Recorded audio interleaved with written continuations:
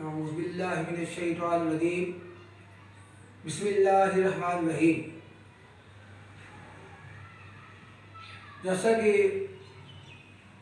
इससे पहले मैंने कुरान पाक को आसान तरीके से सीखने का तरीका बताया था, उसमें ज़बर, ज़ेर, पेश, जज़म, सद और मद, इनके नाम बताए थे, इनकी शक्लें बताई थी। और हरूफ तहज्जी जो अली बा से शुरू होके या तक आते हैं, वो मैंने 2 दिन में लेकर मुकम्मल किया था। आज जो मैं आपके सामने आपको बताने के लिए तैयार हूँ, वो ये चीज़ है कि एक हर्फ होता है, उसका नाम है, उसकी शक्ल है, और एक उसकी आवाज़ होती है।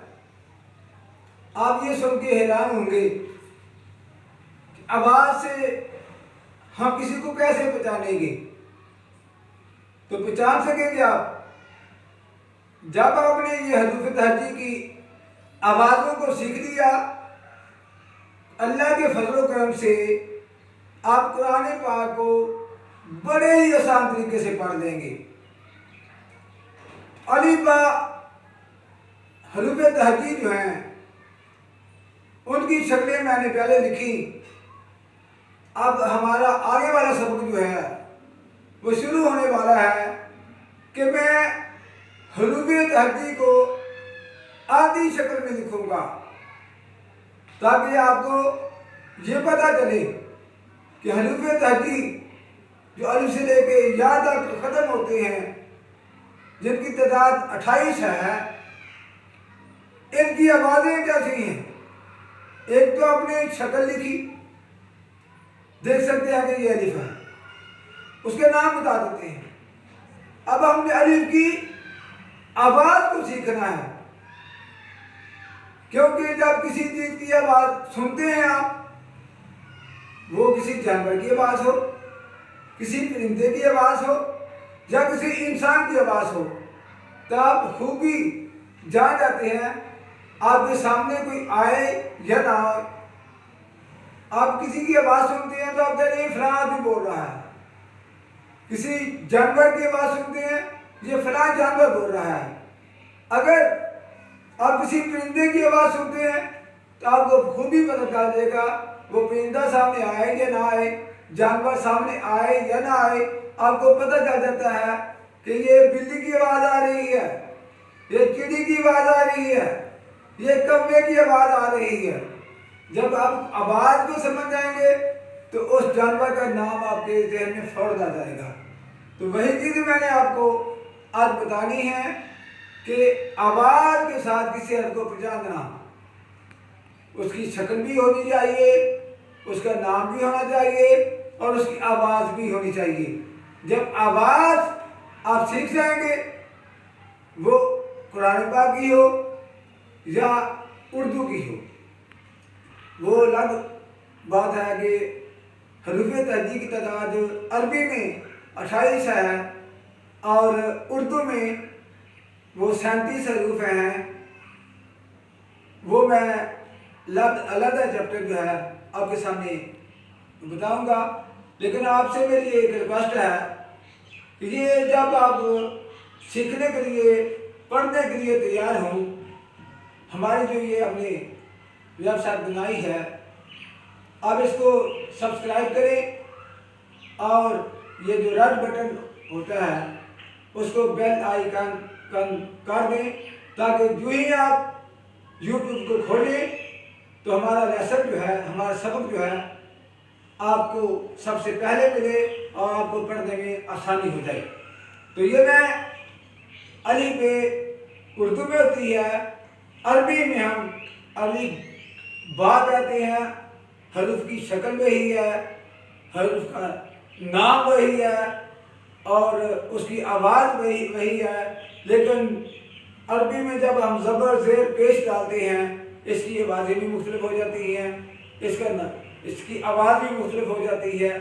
तो आज हम जो काम करने वाले हैं, मैं आपके सामने हरूफ तहजी जो अरबी के 28 हैं वो लिखता हूँ, उनकी आदि शक्ल लिखता हूँ, साथ साथ उनकी आवाज़ें बताऊँगा।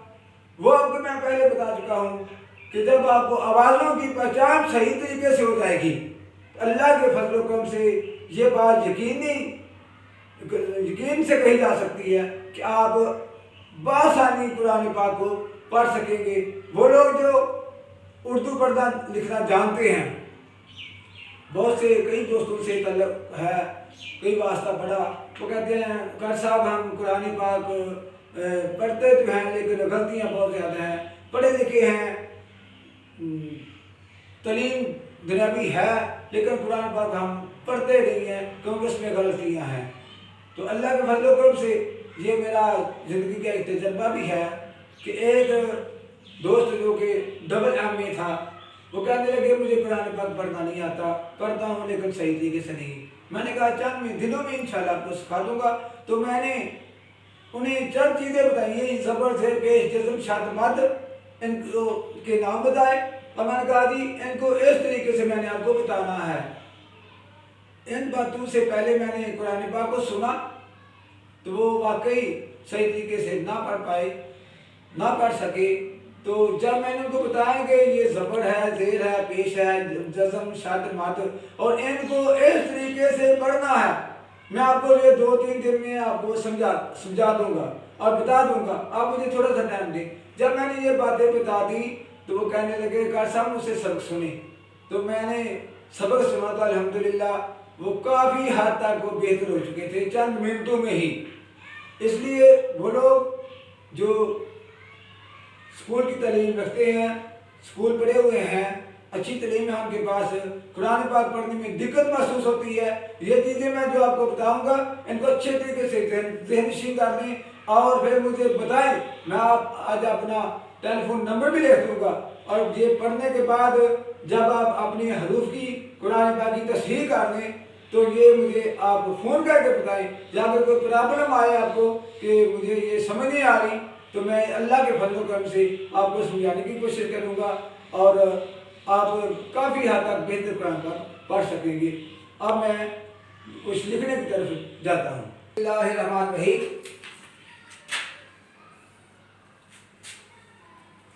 ये हरूफ तहजी की आदि अशकार हैं जिनको समझना और जानना बहुत ज़रूरी है। अलिफ जो है ये आदि शक्ल और कोई शक्ल एक ही होती है। बा, ता, सा,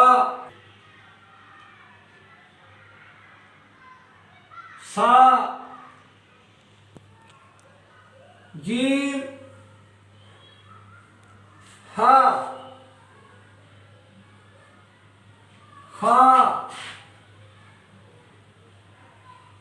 दाल, जाल, रा, जा, सीन,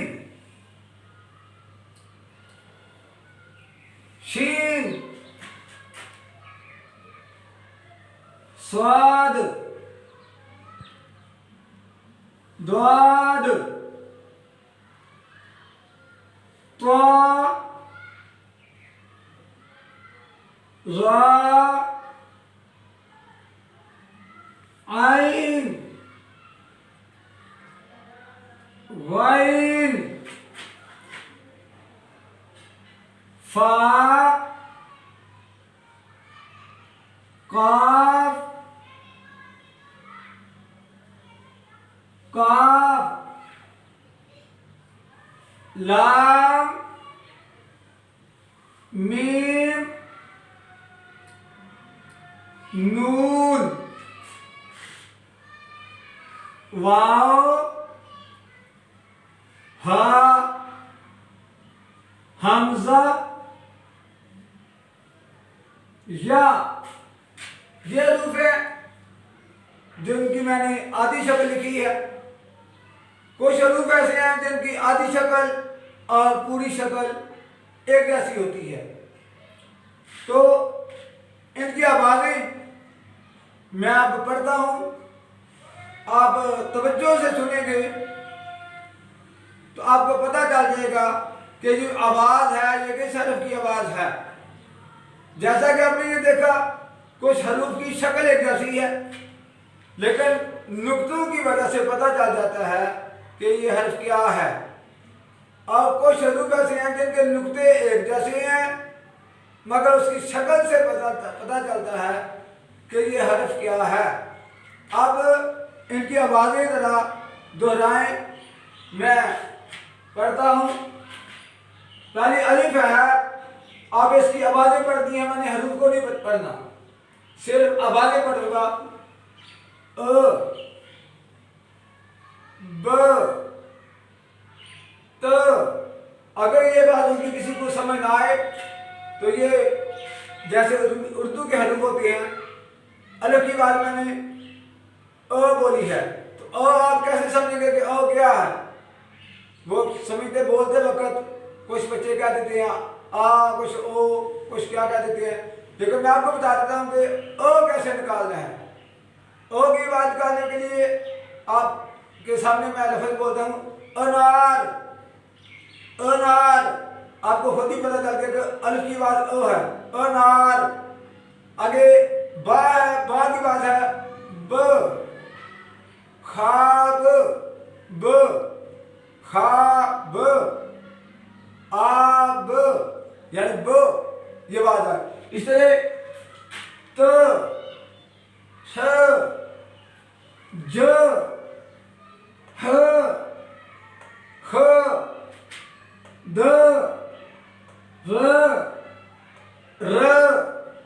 ज, स, श, स, द, त, र, व, फ, क, ल, म, न। जैसे ये लाम है ना, लाम के बाद ल मैंने निकाली है, माल, ल, माल। मीम आ, म, का, न, नून के बाद न, वो, वरक, वरक, ह। और हमजा और अलिफ की बात एक जैसी है, अ। और ये है य। कुछ हरूफ ऐसे हैं उनकी अपनी आवाज़ भी है, लेकिन कई मर्तबा वो अपने से पीछे वाले हरूफ के साथ मिलके अपने आप को, अपनी हैसियत को ख़त्म कर देते हैं और दूसरों की शान को बढ़ा देते हैं।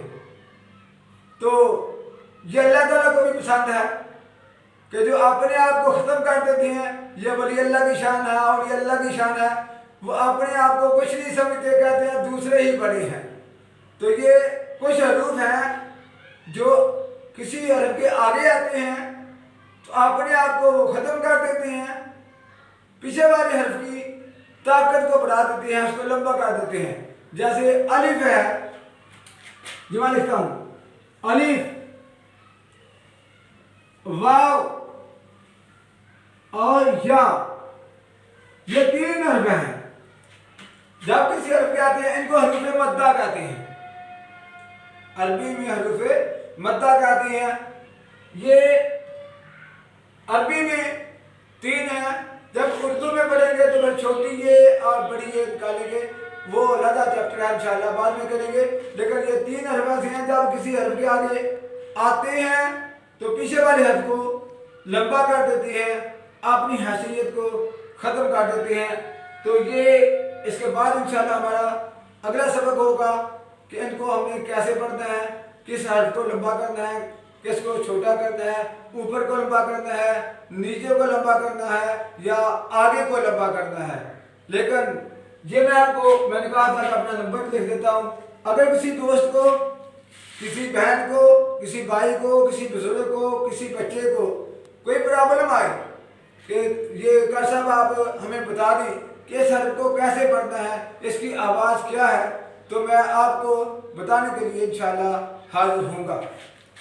तो ये मेरा नंबर है 0334800598।